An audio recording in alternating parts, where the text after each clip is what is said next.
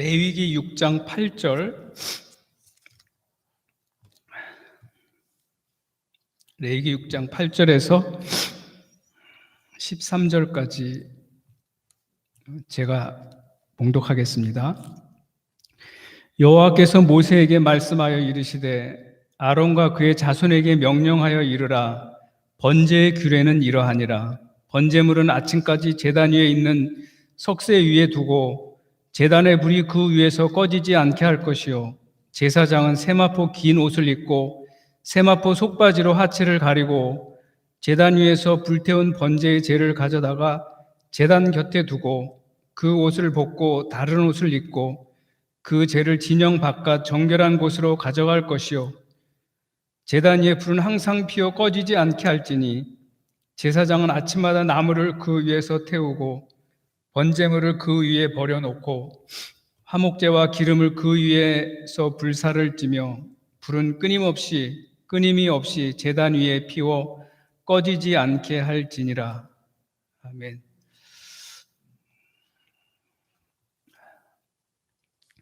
자료를 띄워주시고요. 오늘은 그 구약에서 레위기의 5대 제사에 대해서 하겠습니다. 그 5대 제사하고 7대 절기를 하려고 하는데 준비하다 보니까 제사에 대한 내용이 좀 많아서 절기에 대한 것은 다음 주에 하고 오늘은 제사에 대해서 말씀을 드리겠습니다. 우리가 구약 성경을 읽다가 보면 제일 어려운 부분이 아마 레위기일 겁니다. 특히 레위기 중에서 제사에 관한 내용이 나올 때 어떻게 보면 좀 내용이 어려운데 그 부분에 가서 제일 어려움을 많이 느끼고, 저도 평신도 때 이 레위기는 사실 잘 못 읽었었어요. 무슨 읽어도 똑같은 내용이 반복되는 것 같고 이게 그거고 그게 이건 것 같고 그래서. 근데 여러분들이 오늘 같이 하시면서 이 부분을 좀 같이 이해를 하고 넘어가셨으면 좋겠습니다. 제사는 5가지 제사가 있습니다. 번제, 소제, 화목제, 속제제, 속건제, 5가지 제사가 있습니다. 이거 말고 화제라고 있는데 화제는 번제에 속해 있습니다. 불에 태우는 것 자체를 화제라고 하고, 그 다음에 여러분들이 혹시 요제라고 들어봤을 거예요. 요제. 영어로 하면 웨이브 오퍼링이라 그래서 흔드는 겁니다. 곡식을 흔들어서 하나님 앞에 연락이 되도록 하는 거고, 거제라는 게 있습니다. 거제. 그 거제는 한문으로 들 것자, 그 제물을 들어서 하나님 앞에 연락되게 하는 것. 중요한 건 이 5가지에 있고, 그 화제, 요제, 거제, 이거는 그 5가지 제사 안에 들어있는 방식입니다. 번제는 번트 오퍼링이라 그래서, 번트가 무슨 뜻이냐면 다 태워진, 완전히 탄, 이런 뜻입니다. 그 영어에 있는 그 말 그대로 번제는 완전히 태워서, 번제물을 완전히 태워서 하나님 앞에 드리는 제사 방식입니다. 소제는 그레인 오퍼링이라 그래서 그레인 곡식입니다. 그래서 이것은 곡식을 가지고 하나님 앞에 제사를 드리는 거고, 화목제, 펠로우십 오퍼링이라 그래서 하나님과 화목하게 되기 위해서, 하나님과 친목하기 위해서 드리는 제사. 그 다음에 속제제, 속건제는 우리가 제를 짓는데 부지 중에 짓는 제가 있습니다. 번제는 자기가 인식을 하고 짓는 제고, 속제제하고 속건제는 인식하지 못하는 제. 그 중에서 속건제 같은 경우는 성물에 대해서 부지 중에 죄를 범했을 때 하나님 앞에 드리는 제사가 속건제입니다. 그래서 하나씩 살펴보면 그 번제는 일반적인 속죄하는데 본인이 인지했을 때 인지하고 지은 죄에 대해서 하나님 앞에 제사를 지내는 겁니다. 제물은 흠없는 숫소 또는 흠없는 수양이나 수염소, 산 비둘기나 비둘기 새끼, 이게 위에서부터 내려올수록 재물이 크기가 점점 작아지는데 돈이 있는 사람들은 큰 걸 드렸고 가난한 사람들은 산 비둘기나 비둘기 새끼를 드리도록 하나님이 그렇게 지정을 해 주셨습니다. 여러분, 그 흠없는 숫소가 어떤 소일까요? 일단 소를 봤을 때 상처나 이런 것이 하나도 없이, 피부병이나 뭐 이런 게 하나도 없이 깨끗한 소를 이야기를 합니다. 그러면 이게 주관적일 수가 있거든요. 소를 고르는데 깨끗한 소를 고른다라고 하는 것은 이 깨끗한 소를 고르는데 가장 그 중심에 있는 게 뭐냐면 본인의 마음이에요. 내가 마음에 정말 깨끗한 소를 골라야 되겠다고 해서 자기가 가지고 있는 소 중에서 정말 흠 없는 걸 고르는 거하고 이 정도면 그래도 흠 없는 소지 하고 하는 거하고는 굉장한 차이가 있습니다. 그래서 욥기에 보면 욥이 하나님 앞에 제사를 드릴 때 1년 되고 흠 없는 양을 골랐다고 그랬어요. 그게 욥이 가지고 있는 그 양하고 소하고 숫자가 대부분 합쳐서 한 2만 2천 마리인가, 제가 좀 오래돼서 기억이 좀 그런데 한 2만 2천 마리 정도가 됐습니다. 그 중에서 1년 된 것 중에서 흠없는 양을 고른다라고 하는 것은 시간이 엄청나게 소비가 됩니다. 그러니까 하나님 앞에 제물 한번 드리기 위해서 그 제물을 고르는데 굉장히 시간이 많이 걸린 거죠. 그래서 구약에 이런 모든 제사 제도나 이런 것은 하나님이 우리에게 주시는 그림자로 주셨어요. 예수 그리스도를 예표하기 위해서 그림자로 주셨기 때문에 우리가 그 구약에서 제물을 고른다, 흠없는 양을 고른다, 소를 고른다라고 하는 것은 신약 시대 우리들에게 있어서 내가 하나님 앞에 예물을 드릴 때 얼만큼 준비해서 드리느냐라고 하는 것을 말씀을 하고 있습니다. 구약 시대 때 흠없는 걸 드리기 위해서 굉장한 시간이 많이 들었습니다. 특별히 이 번제를 드릴 때 이스라엘 백성들은 광야 생활을 하던 중입니다. 자기들이 정착 생활을 하고 오래전부터 자기 조상들이 살던 데가 아니라 애굽에서 나와서 광야에서 앞으로 계속 전진하고 있을, 자기들이 정착할 곳으로 그 전진하고 있었을 때였기 때문에 소나 양이나 이런 그 자기가 가지고 있는 짐승의 숫자가 그렇게 많지 않았을 겁니다. 그런 데서 자기가 죄를 져가지고 소를 한 마리 바친다거나 양을 한 마리 바친다라고 하는 것은 그렇게 쉬운 문제는 아니었을 거예요. 그럼에도 불구하고 이스라엘 사람들은 이게 언제서부터 드렸냐면 출애굽할 당시를 기록에 의하면 우리가 그 애굽에서 출애굽한 것을 두 가지로 봅니다. 그 중에서도 가장 일반적으로 학자들이 인정하고 있는 게 기원전 1442년경, 1445년경으로 보고 있는데, 그래서 그 구약의 시내산에서 모세가 율법을 받고 제사 제도를 받아서 그때부터 하나님 앞에 그 성막에서 제사를 드렸던 것이 예수님이 태어나시고 돌아가실 때까지 그 기간이 약 1500년가량이 됐습니다. 그 1500년 동안 이스라엘 백성들은 날마다 아침마다 번제를 드렸어요. 성막에서. 왜? 하나님께서 곧 오실 메시아를 시청과 교육으로 가르쳐주기 위해서 이스라엘 백성들에게 계속해서 제사를 지내게 함으로써 제물을 어떻게 고르고 어떤 방식으로 하고 정결하게 되기 위해서 어떻게 되고 죄를 지었을 때 또는 내가 인식하지 못했지만 부지 중에 짓는 죄를 어떻게 해결하기 위해서 너무너무 자세하게 가르쳐 주신 거죠. 그래서 이 번제를 드리는 방법은 처음에 죄인이 그 하나님 앞에 드릴 제물을, 자기의 죄를 대신해서 죽을 소나 양이나 염소나 산 비둘기나 새끼 비둘기를 가지고 옵니다. 그리고 제사장 앞에서 그것을 잡아요. 잡아가지고 그 제물에 가죽을 벗기고 각을 뜨고 그다음에 내장은 다 꺼내서 깨끗이 씻어가지고 번제단에다 그걸 완전히 태웁니다. 태우기 전에 이 죄인이 와서 그 제물 위에다가 안수를 하게 되는데, 안수를 할 때 내 죄가 이 짐승한테 연락이 되는 거죠. 내 죄가 대신 옮겨지는 거고, 그 옮겨진 그 짐승을 내가 잡는 거예요. 잡아서 가죽을 벗기고 각을 떠서 또 내장을 빼가지고 씻어가지고 번제단에다가 태웁니다. 그렇게 함으로써 내가 지은 죄가 이 짐승에게 전가된 것을 완전히 태워서 하나님 앞에 그 태운 연기를 올려보내는 거예요. 그래서 내 죄가 완전히 사해졌다고 하는 것을 그렇게 하나님께서는 가르쳐 주신 거죠. 어떻게 생각해 보면 우리가 황소를 한 마리 가지고 와서 제사장 앞에서 그 황소를 잡는다고 생각을 해보세요. 그 소를 어떻게 잡을 수 있겠습니까?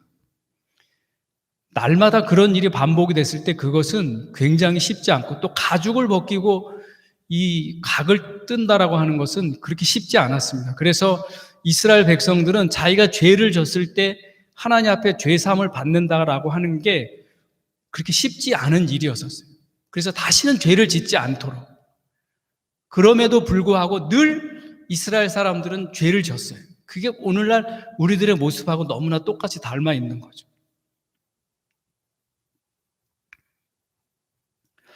두 번째로 소제. 소제는 곡식으로 드리는 감사의 제사입니다. 이것은 피로 드리는 것이 아니기 때문에, 피가 없기 때문에 속죄 제사는 아닙니다. 제물을 세 가지로 드릴 수 있었는데, 화덕에 구운 것이 있었고 번철에 구운 게 있었고, 번철은 우리가 오늘날로 얘기하면 후라이팬이라고 생각을 하면 됩니다. 그 다음에 솥에 삶은 것, 이렇게 세 가지가 있는데 다 하나같이 고운 가루에 기름을 섞은 무교병입니다. 무교병. 그러니까 누룩을 넣지 않은 거예요. 누룩을 넣지 않은 게, 여러분들이 쉽게 집에서 생각할 때 밀가루 반죽을 해서 그걸 그냥 불에다가 구우면 굉장히 딱딱하고 맛이 없습니다. 그래서 그 빵을 만들 때는 거기다가 이스트를 넣잖아요. 그 이스트가 누룩이에요. 그걸 넣으면 얘가 이렇게 부풀어 오르죠. 잘 부풀어 오른 녀석을 굽거나 이걸 찌거나 해야 이게 굉장히 부드럽고 맛있는데, 누룩을 넣지 않은 것은 굉장히 딱딱하고 맛도 없습니다. 하나님은 그 누룩이 없는 무교병을 요구하신 겁니다. 그리고 기름을 바르거나 기름을 섞어서 했습니다.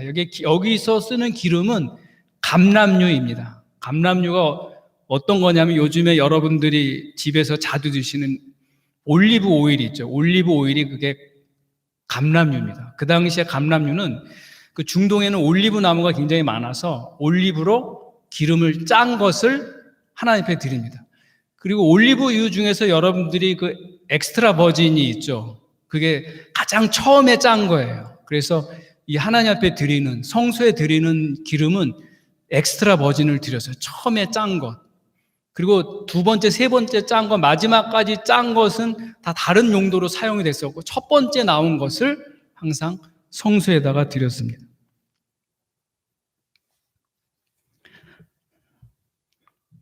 그래서 그 방법 중에서 제일 중요한 게 누룩을 넣지 않고 소금을 치는 겁니다.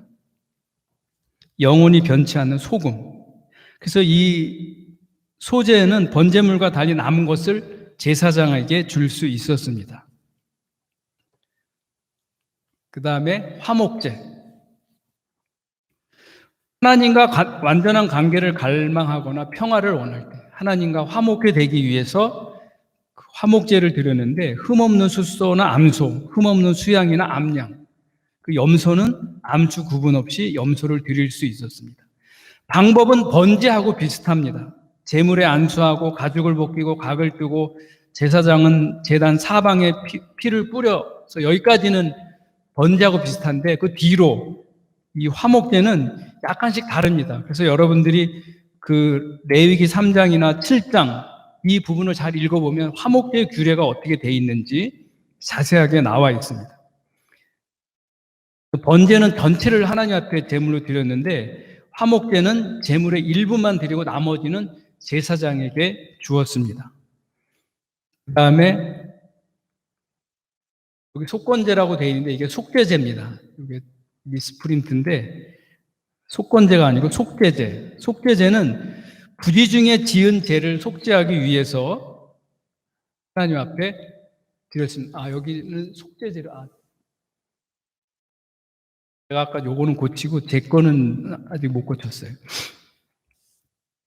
그래서 속죄제는 제사장은 흠없는 황소를 드렸고, 이스라엘 회중은 수송아지, 족장은 흠없는 수염소, 평민은 흠없는 암염소, 이렇게 직분에 따라서 제물을 정해 주셨고, 그 방법도 약간씩 달랐습니다. 여러분들이 레위기를 한번 읽어보시면 좋을 것 같고요. 그 다음에 5번째, 속건제가 있습니다. 속건제는 아까도 말씀드렸지만 성물에 대해서 지은 죄와 부지 중에 지은 죄를 속죄하기 위해서 속건제를 드렸는데, 성물에 대해서 지은 죄나 부지 중에 지은 죄는 흠없는 수양을 제물로 드렸습니다. 특별히 성물에 대해서 지은 죄에 대해서는 제사장이 평가한 값에 5분의 1을 더해서 계산을 했습니다. 그래서 여기까지 그 5대 제사를 말씀으로만 드렸는데, 이제 구체적으로 어떻게 했는지 한번 보도록 하겠습니다. 이 성막의 구조입니다.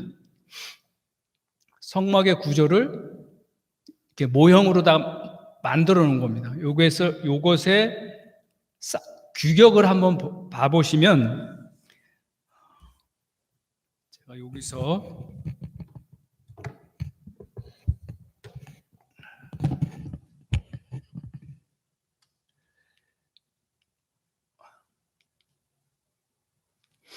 이쪽이 문입니다. 문은 9m 정도 됩니다. 이게 1규빗이 45cm라 그랬는데 원래는 1규빗이 44.7cm입니다. 그래서 0.3cm는 반올림 해갖고 45cm로 했을 때 전체 길이가 45m고 그 가로의 길이가 22.5m. 이렇게 되면 여러분들이 실제적으로 이게 크기가 잘 어떤지 구분이 잘 안 가는데, 제가 이거 재보니까 저쪽 우리 들어오는 문에서부터 요 앞에까지가 33m인가 그래요. 여기보다 훨씬 더 크죠? 그리고 여기가 16m인가 됩니다. 이쪽으로. 그러니까 22m, 45m면 굉장히 여기보다는 훨씬 더 크다는 걸 알 수가 있죠. 들어가서 보면 요게 번제단이 있고, 그 다음에 여기 물두멍이 있습니다. 그리고 여기 이제 요 앞부분이 성소고 그 뒷부분이 지성소. 높이가 4.5m, 길이가 4.05m. 성소의 길이는 9m, 지성소의 길이는 4.5m. 그래서 지성소는 4.5m, 4.5m 높이, 가로 세로 4.5m, 높이 4.5m에서 정사각형 구조로 되어 있고요. 성소는 직사각형 모양으로 되어져 있습니다. 이 모양을 이스라엘에 가면, 이스라엘 지도를 보시면 맨 남쪽 밑에가 네게부 지역이라 그래서 이게 사막 지역인데, 그 중에 팀나라고 하는 지역이 있습니다. 이 팀나라는 지역은 구리 광산이 있는데, 솔로몬 시대부터 여기서 구리를 캐서 놋 제품을 만들었던 곳으로 유명한 곳입니다. 그래서 여기 팀나에 가보면 솔로몬의 기둥이 있고, 그 모세가 느보산까지 가서 만들었던 그 놋으로 만든 구리도 아마 여기에서 구리를 가져가지 않았을까라고 그 학자들이 추정을 하는 곳인데, 여기에 가보면 팀나 공원에 이 사이즈하고 똑같이 성막을 만들어 놓은 데가 있습니다. 보시면 이렇게 되어 있는데, 그 안에서 이게 들어있는 사람들의 크기하고 이 전체 여기가 45m, 22m. 요게 그 규격대로 다 이렇게 만들어 놓았을 때 사람들의 크기가 이 정도 됩니다. 그러니까 요건 이제 그 성지순례 온 사람들이 이제 여기 둘러보고 있는 장면인데요. 실제로 크기가 이 정도 돼 있습니다. 이 주변에는 여기 나무 하나가 보이시죠? 여기 이렇게 나무들. 요게 이제 시띠나무라 그래서 그 언약궤 만들 때 그 안에는 다 나무, 시띠나무로 만들었습니다. 그런 나무들을 하기 위해서 요게 이제 그 시띠나무가 이렇게 몇 그루 심어져 있습니다. 그래서 실제로 이스라엘 사람들이 그 당시의 상황을 그림으로 다 표현해 보면 이 정도가 되지 않았을까라고 생각을 합니다. 그래서 여기서 번제단에서는 항상 그 제물을 태워갖고 하나님 앞에 제사를 드리고, 성전뜰에 들어가기 전에 이제 양을 가지고 기다리는 사람들이 있고, 들어와서 이쪽에서 그 제물의 안수를 하고 잡은 다음에 여기다가 제물을 태워서 하나님 앞에 제사를 드리는 겁니다. 그리고 여기 물두멍이 있고, 그다음에 성소가 있고, 지성소가 있고. 한 장을 더 넘겨서 보면 여기가 성소, 지성소 이렇게 되어 있습니다. 이 성소 안에는 정금 등대, 분향단, 진설병 이 세 가지가 있고, 그 성소에서 지성소로 넘어갈 때 휘장이 있습니다. 휘장을 걷어내고 들어가야 지성소가 나오고, 지성소 안에 언약궤가 있습니다. 그래서 문부터 한번 살펴보겠습니다. 이 문은 동쪽으로 나 있습니다. 동쪽으로 나 있고 길이가 9m입니다. 여러분, 우리가 들어가는 입구가 9m를 만들어 놓은 데가 그렇게 많지 않습니다. 커다란 공장이나 그런 데는 더 클 수 있지만, 이 들어가는 문이 오직 하나, 동쪽에 난 오직 이 문 하나는 예수님이 요한복음 14장 6절에서 말씀하신 대로 내가 곧 길이요 진리요 생명이니 나로 말미암지 않고는 아버지께로 올 자가 없느니라고 말씀하신 것처럼, 예수님께, 하나님께 가는 길은 오직 하나인 것을 의미하고 있습니다.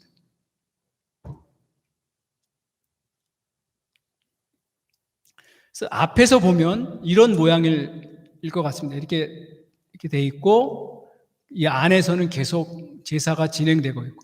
그래서 이 문을 만든 이건 어떤 거로 만드냐면, 여러분 여름에 우리 마루다가 옷 만든 거 아시죠? 삼배. 그 삼배로다가 만드는데, 그래서 저기 색깔이 4가지 색입니다. 청색, 자색, 그 다음에 붉은색, 홍색, 그 다음에 흰색, 4가지 색이 있는데, 청색은 생명이신 예수 그리스도, 자색은 왕권을 상징을 합니다. 그래서 왕 대신 예수 그리스도, 그 다음에 홍색은 고난당하신 예수 그리스도, 백색은 순결하신 예수 그리스도를 상징을 하고 있습니다. 그래서 문을 열고 들어가면 제일 먼저 보이는 게 이 번제단입니다. 번제단에서 자기가 그 제물을 가지고 온 것을 완전히 태워서 하나님 앞에 드리는 거죠. 번제단이 이런 구조로 되어 있는데, 여기 밑에다가 불을 지펴가지고 여기다 제물을 올려놓고 여기서 이렇게 태우는 겁니다. 그래서 이게 번제단에 태워서 완전히 하나님 앞에 드린다라고 하는 것을 알 수가 있습니다. 예수님께서도 자기 몸을 완전히 드려서 우리들의 죄를 사해 주신 것을 의미하고 있습니다. 그 다음에 번제단을 지나고 가면 이 물두멍이 있습니다. 이 물두멍은 물을 담아 놓는 그릇이에요. 그래서 아까 보셨듯이 성소는 일반인들은 못 들어가고 제사장만 들어갔습니다. 제사장이 들어갈 때 이 물두멍에서 손과 발을 씻고 들어갑니다. 이 성막 기구 중에서 전부 다 하나님이 크기를 다 지정을 해주셨어요.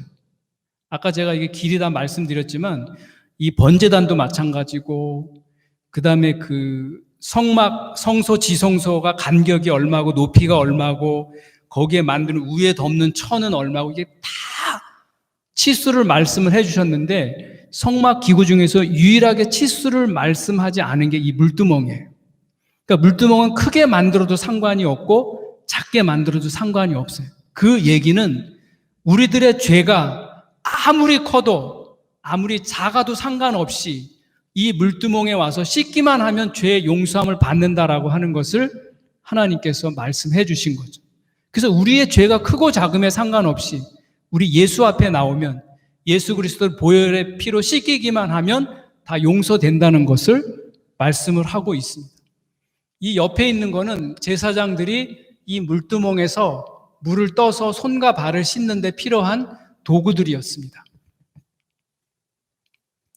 그 다음에 아까 그 성소하고 지성소 이렇게 돼 있는데 이게 덮개가 네 개의 덮개가 돼 있습니다. 첫 번째 덮개가 내부 앙장이라 그래서 청색, 자색, 홍색, 가늘게 꼰 배실. 요게 가늘게 꼰 배실이 이렇게 마루다가 만든 겁니다. 흰색인데. 청색, 아까도 말씀드렸지만 생명이신 예수 그리스도, 자색, 왕이신 예수 그리스도, 홍색, 고난받으신 예수 그리스도, 배실, 이것은 흰색인데 순결하신 예수 그리스도를 의미합니다. 그래서 이거로 먼저 덮고 난 다음에 그 위에다가 외부 앙장이라고 해서 염소털로 만든 막을 또 덮습니다. 염소털로 덮고 그 다음에 세 번째가 붉은 물들인 수양의 가죽. 염소하고 수양은 다 그 당시에 제물로 쓰였던 짐승들입니다. 우리를 위해서 제물이 되신 예수 그리스도를 상징을 하고 마지막으로 맨 위에 덮었던 게 해달의 가죽입니다. 그 해달의 가죽은 맨 위에다 이렇게 덮어서 이렇게 보면 이 첫 번째, 두 번째, 세 번째는 이 네 번째 덮인 그 막 밑에 있으니까 깨끗하죠. 먼지나 뭐 이런 게 묻지 않고 햇빛에 의해서 색이 바라지나 그러지 않습니다. 그런데 이 해달의 덮개는 늘 밖에 노출되어 있기 때문에 굉장히 볼품이 없어요. 햇빛에 다 이렇게 상하고 먼지가 뒤덮이고 그래서 굉장히 볼품이 없습니다. 자, 성막을 밖에서 보면 성막 뜰에서 그 뜰의 높이 맨 가장자리가 2.5m입니다. 사람들의 키가 2.5m 넘는 사람이 없기 때문에 밖에서는 안을 전혀 볼 수가 없어요. 오직 보이는 것은 성소하고 성막을 만들었던 그 위에 덮개.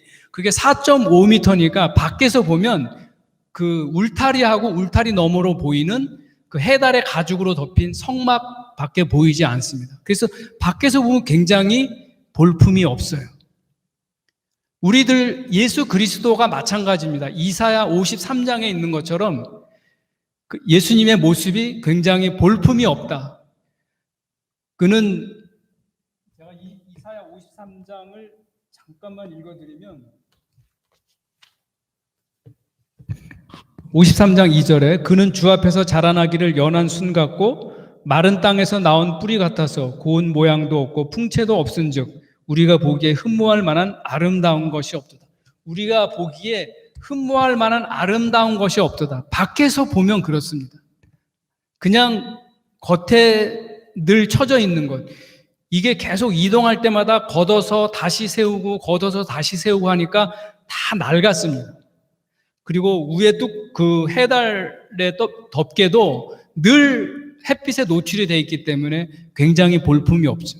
그 안에서 어떤 일이 일어나는지 밖에서만 보는 사람은 볼 수가 없습니다. 그 당시에 이방인은 성소 안으로, 성막 안으로 들어올 수가 없었어요. 그래서 겉에서 보기에는 저 사람들 저 안에서 뭐 하는가를 알 수 없지만 그 안에서는 엄청난 생명의 역사가 일어나고 있는 거죠. 오늘날에도 마찬가지입니다. 교회를 밖에서 보기만 하면 별로 볼품이 없어요.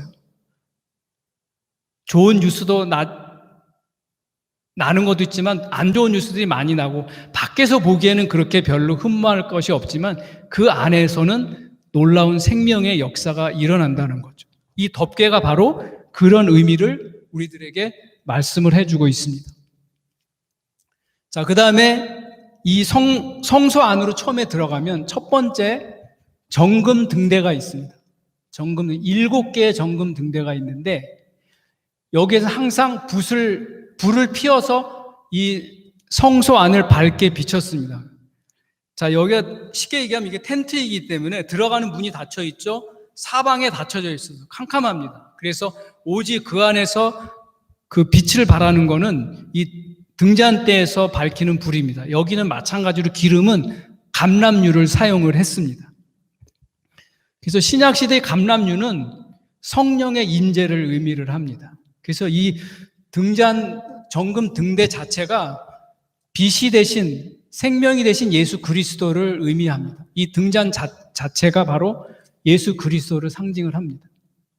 그 다음에 분향단이라고 정중앙에 있고 그래서 성소의 문을 열고 들어가면 이 왼쪽에 정금 등대가 있고 오른쪽에 그 진설병이 있습니다. 진설병이 있고 중앙에 성소로 들어가기 바로 전에 맨 앞쪽에 중앙에 이 분향단이 있습니다. 이 분향단은 향을 피우는 거죠. 향을 피워서 하나님 앞에 그 향을 올려드리는 겁니다. 그래서 죄인인 우리가 이 향을 피워서 하나님과 그 죄된 것을 용서하시는 것처럼 중보자 대신 우리의 죄를 하나님께 아래서 우리의 죄를 사해 주시는 중보자 대신 예수 그리스도를 나타내고, 이 진설병은 12개가 있었는데 각 지파마다 한 개씩 놔져 있습니다. 그래서 이 진설병은 생명의 떡 대신 예수 그리스도를 상징하고 있습니다. 이 성소의 이 모든 것이 예수 그리스도를 각각 다 자기가 맡은 역할대로 예수 그리스도의 사역을 나타내고 있는 겁니다. 특별히 이 정금 등대는 예루살렘이 이스라엘 백성들이 그 광야에서 1500년 가까이 40년 광야 생활하고 가나안 땅에 들어가서 예수님이 오시기 전까지 제사를 계속 드리는 게 1500년 가까이 드렸습니다. 그 1500년 가까이 드릴 동안에 이 정금등대가 계속 이어져 왔었는데, 이게 이스라엘이 AD 70년경에 그 로마의 티투스 장군에게 완전히 멸망을 하게 됩니다. 예루살렘이 기원전 63년경에 그 폼페이 장군에 의해서 멸망하지만 그 뒤에 다시 AD 70년에 마지막으로 그 로마의 티투스 장군에게 완전히 멸망을 합니다. 그때 로마의 티투스 장군이 이것을 가지고 가게 돼요. 그래서 이것뿐만이 아니라 예루살렘 성전에 있는 많은 기물들을 가져갔는데 유일하게 기록이 남아있는 게 이겁니다. 그래서 이탈리아 로마에 가면 콜로세움이 있습니다. 그 콜로세움에 아주 가장 가까운 곳에 뭐가 있냐면 이 티투스 개선문이 있어요. 이게 그 콜로세움이고, 콜로세움에서 바라보면 이 티투스 개선문이 바로 보입니다. 저는 2019년 10월 말일쯤에 여기 갔었어요. 우리나라에 그 코로나가 2019년 11월, 12월부터 조금씩 나오기 시작했었죠. 저는 2019년 10월 말에서 11월 초에 여기 이탈리아 갔었는데, 갔다 오니까 코로나가 그때 이제 유행을 하게 됐는데, 이 티투스 개선문 이 안쪽에 이렇게 그 조각을 해놓은 게 있어요. 부조라 그러죠. 이걸 좀 더 자세하게 확대를 해보면, 이 티투스가 그 이스라엘 성전을 멸망시키고 이 금 등대를 가져가는 것을 이렇게 부조를 해놨습니다.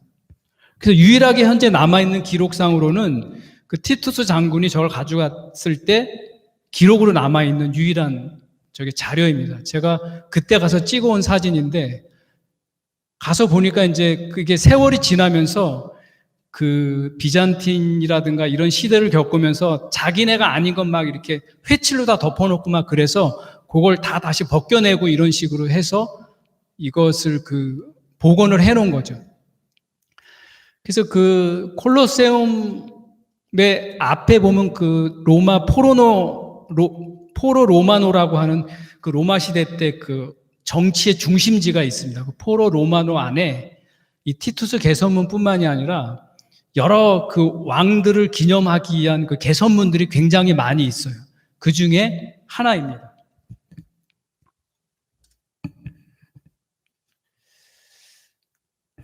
그 다음에 성소에 들어가는 사람은, 지성소에 들어갈 수 있는 사람은 대제사장만 들어갈 수 있었습니다. 그래서 대제사장 예복은 하나님이 특별히 이렇게 머리에는 관을 쓰고 그 관 밑에 요게는 여호와께 성결이라고 쓰고, 그 다음에 견대를 만들고 그 견대하고 이 에봇하고 이어주는 두 보석을 이어서 이렇게 만들어주고, 그 다음에 이게 판결 흉패라고 12개의 보석을 만들으라고 했습니다. 12개의 보석은 12지파를 상징을 합니다. 이 에봇이라고 하는 게 어디까지냐면 여기 이렇게 컬러풀하게 돼 있는 이 옷 있죠.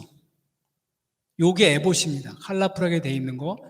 그 다음에 그 에봇을 입기 전에 이 청색 옷을 입어야 되는 거죠. 그래서 일반 제사장은 이 청색 옷하고 에봇이 없습니다. 그래서 일반 제사장을 이렇게 보면 흰색으로 보여요. 이 흰 옷하고 요 허리에 띠는 요 띠하고 그 다음에 이 관하고 이 파란 옷하고 이 에봇은 없습니다. 그건 일반 제사장이고 대제사장은 옷을 이렇게 입었습니다. 그리고 맨 밑에 대제사장은 요 밑에 석류 모양의 술을 달아서 하고 석류 모양 열매처럼 만든 거 중간에 금방울을 달았습니다. 석류 열매, 금방울, 석류 열매. 그러니까 진짜 석류 열매가 아니라 그걸 만드는 거죠. 실로 꼬아서 만드는 석류 열매처럼 만들어서 놓은 거, 금방울, 석류 열매, 금방울. 그래서 대제사장이 지성소 안에 들어가서 그 안에서 제사를 지내는 동안에는 방울 소리가 들립니다. 그래서 밖에서는 아무도 거기를 볼 수도 없고 들어갈 수가 없기 때문에 대제사장만 들어가서 하나님 앞에 제사를 드리기 때문에 오로지 방울 소리만 듣고 지금 대제사장이 제사를 드리고 있구나 라고 알 수가 있어요. 그런데 대제사장도 들어가서 자기가 죄가 있는 것을 해결하지 못하고 들어가면 그 안에 들어가자마자 바로 죽었어요. 그래서 들어갔는데도 방울 소리가 들리지 않으면 바로 들어가서 죽은 대제사장을 끄집어 내와야 됐습니다. 그래서 그것을 어떻게 아냐? 그걸 열어보고 아는 게 아니라 방울 소리를 듣고 알았습니다. 그래서 대제사장은 밑에 금방울을 달았습니다. 12보석인데 그래서 이렇게 스불론, 이사갈, 유다, 갓, 시므온, 루벤, 그 녹주옥, 황옥, 홍보석, 홍만호, 남보석, 성육석. 이게 또 어디에 나오냐면 요한계시록에 보면 12보석이 나옵니다. 그래서 새 예루살렘 성이 그 보석 같은데 그 보석의 이름을 나열을 할 때 이 보석이 다시 한번 나옵니다. 그 보석의 이름을 여기는 이렇게 파란색으로 해놓고 여기는 제가 이렇게 주황색으로 해놨는데 유다, 루벤 지파, 에브라임 지파, 단 지파는 요 세 지파를 한 진으로 엮었어요. 이스라엘이 행진을 할 때나 그 서 있을 때는 이렇게 서 있었는데 선임 지파를 이야기를 합니다. 이것은 대제사장이 성소에서 지성소로 들어갈 때 분향단에서 이 향로를 들고 이런 모습을 하고 지성소를 들어갑니다. 그래서 지성소로 들어가서 이 향불을 그 지성소 안이 보이면 안 되기 때문에 지성소 안에서 먼저 향불을 피워가지고 거기를 더 앞이 안 보이게 그렇게 사람으로서는 하나님과 만나는 곳이기 때문에 하나님과 직접 대면할 수 없어서 이 향불을 피워서 그 안에를 더 보이지 않도록 그렇게 했습니다. 그래서 이 대제사장이 성소에서 지성소로 들어갈 때 휘장이 있습니다. 그 휘장이 이렇게 출애굽기 26장 31절에서 33절이 이 휘장에 대한 설명인데 거기에서도 홍색, 자색, 청색 그 다음에 가늘게 꼰 배실을 하고 그룹들을 공교히 짜라 그랬습니다. 그룹이 뭐냐면 천사인데 그 천사의 모습이 요겁니다. 이렇게.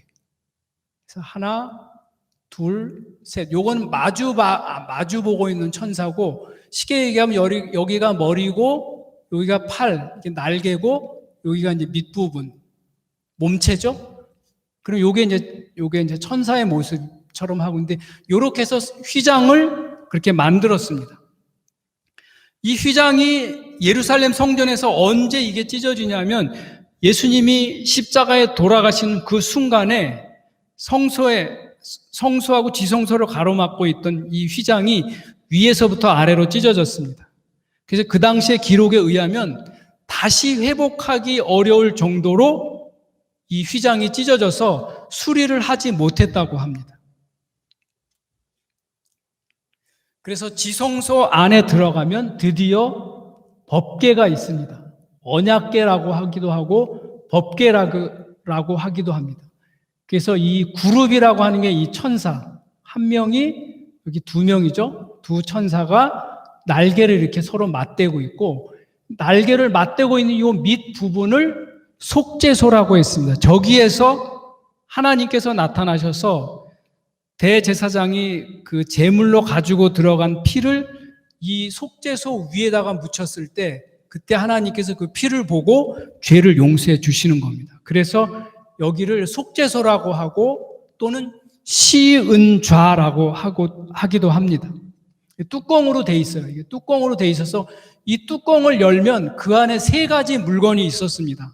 첫 번째는 모세가 가지고 있던 십계명 두 돌판 또는 증거판 십계명, 이렇게 이야기도 하는데, 모세가 처음에 그 시내산에서 하나님 앞에 이 십계명을 받았을 때는 깨지지 않았었어요.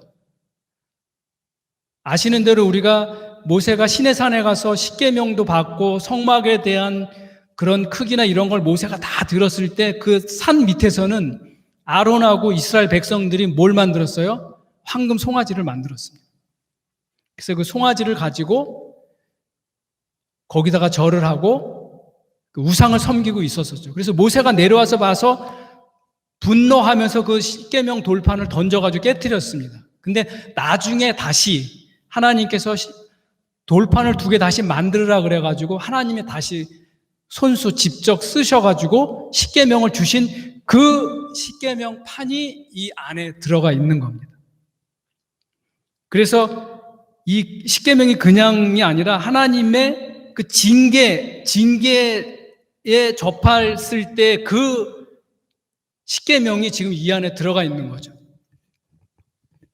그 다음에 아론의 쌍난 지팡이, 민수기 17장 8절에서 11절까지는 이 아론의 쌍난 지팡이에 대해서 이야기하고 있지만, 이것은 민수기 16장에 보면 이스라엘에서 레위 지파 중에 고라, 다단, 아비람이라고 하는 이 세 사람이 모세하고 아론에 대해서 반역을 일으킵니다. 우리가 애굽에서 이렇게 데리고 나왔고 언제까지 우리들의 왕노릇 하겠느냐 하면서 모세와 아론의 그 제사장직에 대해서 반론을 일으킵니다. 그때 모였던 그 고라 자손들이 250명의 그 지도자급 되는 사람들이 왔는데, 하나님이 분노하셔가지고 그 250명을 다 불태워 죽입니다. 그리고 나서 그 다음날 다시 이 고라 자손이 모세하고 아론에 와서 당신들 때문에 우리들의 지도자들이 죽었다라고 하고 원망을 하기 시작합니다. 그때 하나님이 또 분노하셔가지고 그 모인 사람들에게, 그 고라 자손에게 병을 바라게 하시죠. 연병을 바라게 해가지고 그때 죽은 사람이 14,700명. 이게 민수기 16장에 나옵니다. 그 14,600명이 죽고 나서, 14,700명인가 600명이 죽고 나서 하나님이 모세한테 말씀을 하시는 거예요. 너희들 이스라엘 자손 중에서 그 각 지파마다 지팡이를 하나씩을 가지고 와서 그 지팡이에다가 너희 그 지파의 이름을 써라. 자손의 이름을 써라. 그래가지고 다 자기 이름을 써가지고 그 언약궤 앞에다 갖다 놓습니다. 특별히 그 레위 지파의 지팡이에는 그 아론의 이름을 써가지고 거기다 갖다 놓은 거죠. 그래서 그 다음날에 와서 봐보니까 아론의 지팡이에서만 살구나무에 싹이 나고 열매가 맺었다고 그 민수기 17장에 기록이 되어져 있습니다. 여러분이 한번 민수기 16장서부터 17장을 한번 자세히 읽어볼 필요가 있어요. 그래서 하나님께서 그 진노를 바란 그 이스라엘 백성들이 반역하는 것에 대해서 하나님의 용서해 주셨다라고 하는 표시로 이 아론의 쌍난 지팡이가 들어간 겁니다. 그냥 아론의 쌍난 지팡이라고 생각하시면 안 돼요. 그 다음에 이 만나를 담은 금 항아리도, 이 만나가 이스라엘 백성들이 출애굽하는 도중에 애굽에서 또 하나님을 원망하잖아요. 우리가 애굽에 있었으면 고기도 먹고 맛있는 것도 먹을 수 있었을 텐데 네가 왜 우리를 광야로 데리고 나서 우리를 굶어 죽게 하느냐라고 원망할 때 하나님이 만나와 메추라기를 주신 겁니다.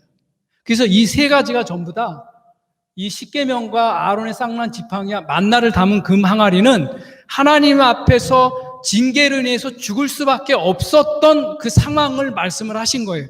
그게 이 죽을 수밖에 없었지만 이 너희가 드리는 이 피의 예물로 인해서 내가 너희를 용서해 준다라고 하는 것을 가르쳐 주신 게 바로 이 성소 안에 있는, 지성소 안에 있는 언약궤입니다. 그러니까 이 언약궤 자체가 예수 그리스도의 사역을 그대로 우리들에게 설명을 해주고 있는 그 언약궤입니다.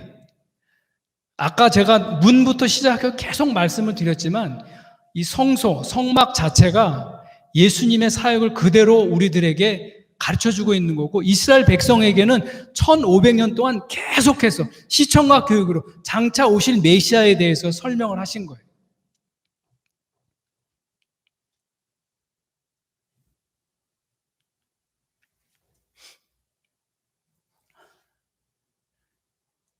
이것은 그 이스라엘 백성들이 움직이지 않고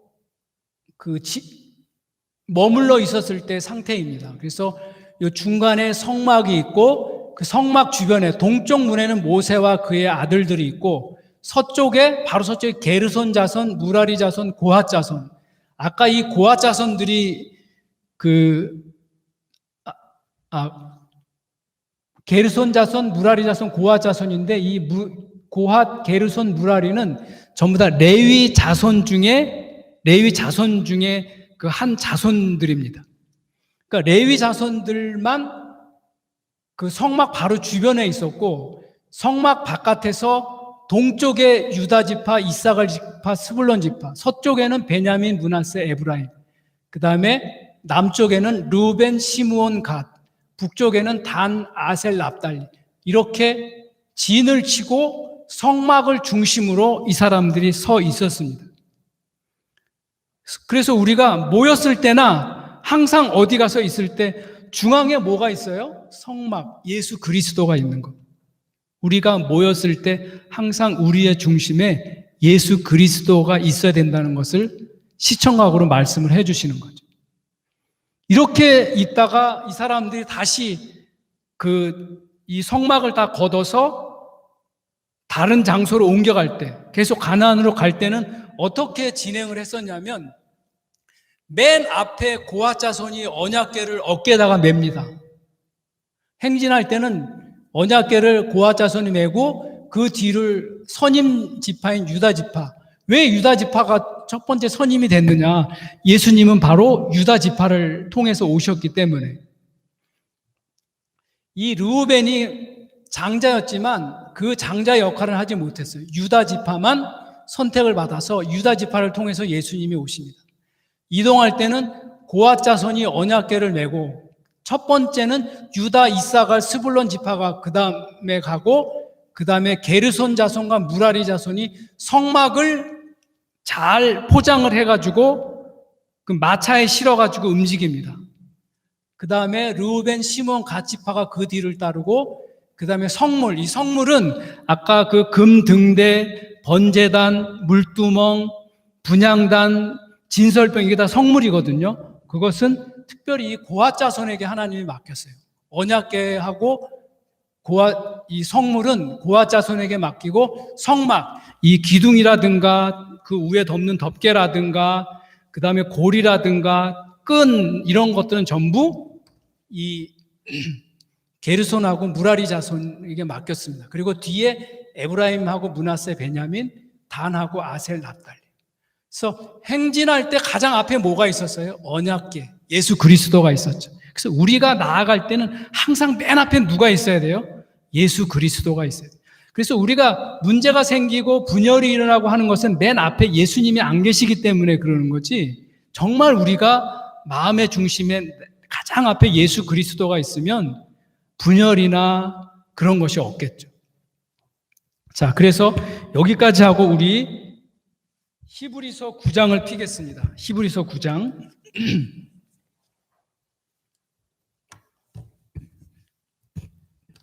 히브리서 9장을 제가 처음부터 읽겠습니다. 첫 언약에도 섬기는 예법과 세상에 속한 성소가 있더라. 첫 언약은 바로 구약을 이야기합니다. 세상에 속한 성소가 있더라. 아까 그 성막을 말씀드렸죠.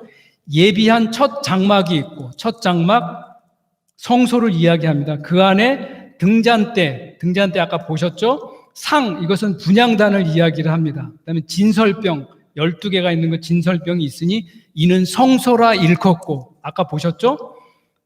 또 둘째 휘장 뒤에 있는 장막을 지성소라 일컫나니, 아까 보셨잖아요. 지성소.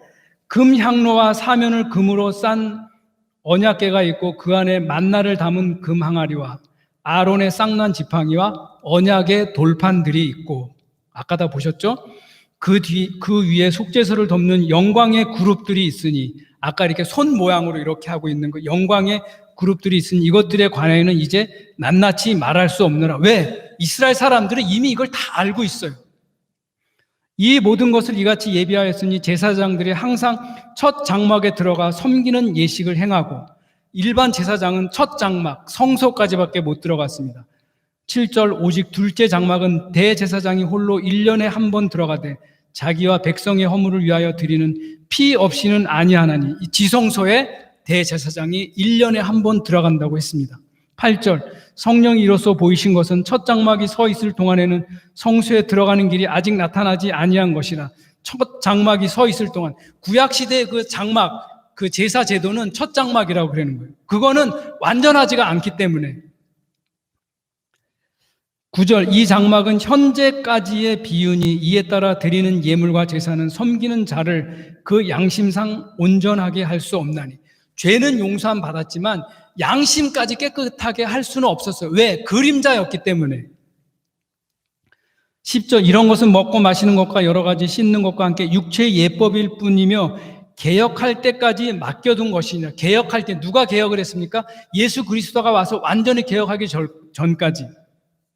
11절 그리스도께서는 장래 좋은 일의 대제사장으로 오사 손으로 짓지 아니한 것 곧 이 창조에 속하지 아니한 더 크고 온전한 장막으로 말미암아, 예수 그리스도가 지성소이기 때문에 예수 그리스도가 온전한 장막이라고 말씀을 하신 겁니다. 12절 염소와 송아지의 피로 하지 아니하고 오직 자기의 피로 영원한 속죄를 이루사 단번에 성소에 들어가셨느니라. 여기서 성소는 지성소로 이야기하는 겁니다. 지성소에 예수 그리스도가 단번에 들어가셨습니다. 염소와 송아지의 피로 하지 아니하고 오직 자기의 피로 영원한 속죄를 이루사 단번에 성소에 들어가셨느니라. 13절 염소와 황소의 피와 및 암송아지의 죄를 부정한 자에게 뿌려 그 육체를 정결하게 하여 거룩하게 하거든 하물며 영원하신 성령으로 말미암아 흠없는 자기를 하나님께 드린 그리스도의 피가 어찌 너희 양심을 죽은 행실에서 깨끗하게 하고 살아계신 하나님을 섬기게 하지 못하겠느냐. 하물며 염소와 송아지와 양의 피로다가 너희가 죄사함을 받았는데 영원하신 생명을 드린 그리스도의 피로 단번에 드린 제사가 너의 죄물을 왜 용서하지 못했겠느냐.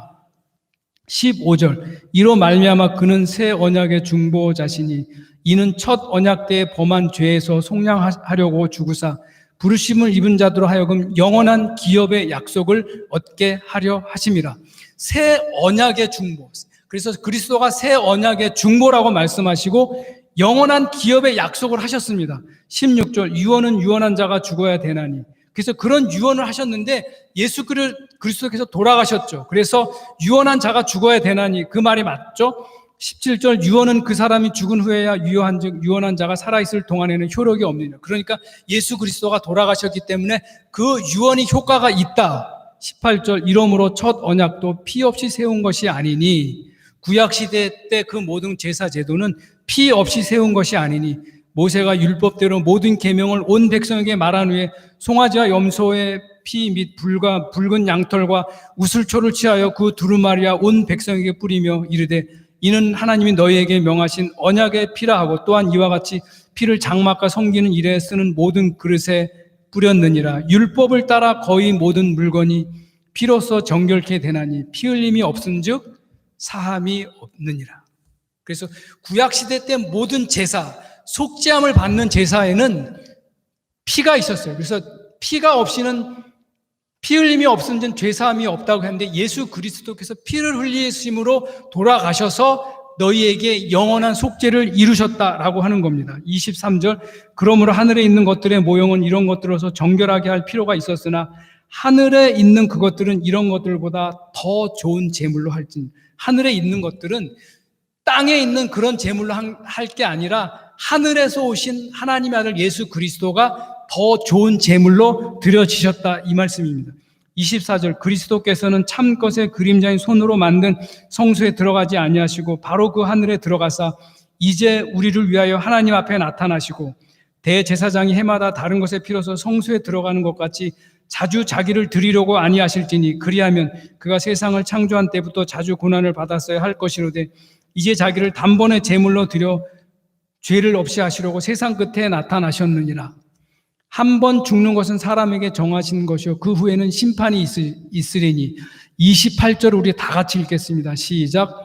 이와 같이 그리스도도 많은 사람의 죄를 담당하시려고 단번에 들이신 바 되셨고 구원에 이르게 하기 위하여 죄와 상관없이 자기를 바라는 자들에게 두 번째 나타나시리라. 여러분들이 이 말씀을 꼭 명심하시고 집에 가서 한번 또 되뇌이고 보세요. 죄와 상관없이 자기를 바라는 자들에게 두 번째 나타나시리라. 이 말씀이 어떤 의미인지 꼭 모르면 하나님께 물어보고 또 물어봐서 정말 이게 나에게 어떤 의미인지 여러분들이 분명하게 아시기를 바랍니다. 자, 10장 19절 20절 제가 읽겠습니다. 10장 19절 20절. 그러므로 형제들아 우리가 예수의 피를 힘입어 성소에 들어갈 담력을 얻었나니. 성소는 여기서 지성소를 얘기하는 거예요. 우리는 지성소로 바로 들어갑니다. 성소를 거치지 않고 지성소로 바로 들어가요. 왜? 예수 그리스도 때문에 예수의 힘을 힘입어서 성소에 들어갈 담력을 얻었습니다. 담력.